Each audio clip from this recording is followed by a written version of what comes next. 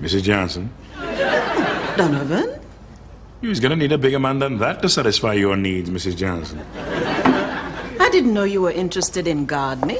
Oh, yes, I've always taken an active interest in the natural world. There's nothing I like better than to lie back and watch something grow. Since my husband died, I find I get peace in my garden. Well, I'd like to get a piece in your garden, too. Come on. Let me turn your topsoil. Let me trim your borders. Let me rummage around in your hedge. Let me erect a unnecessary water fountain. Donovan, please. Oh, hello, Mrs. Johnson. Mrs. White, good morning. I've seen her garden. It's nothing compared to yours. Her roots are dry, her bushes are overgrown, and God knows what that is swimming around in her fish pond. Donovan, please.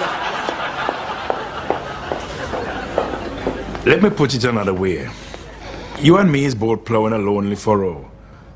Your fields are still looking fertile. My seeds are most definitely ripe.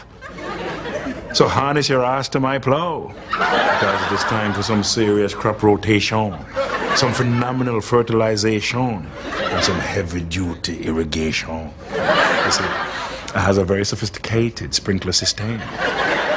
Donovan, are you volunteering to do a spot of work in my garden? It will be both an honor and a prolonged pleasure. Good. We'll start with some deadheading.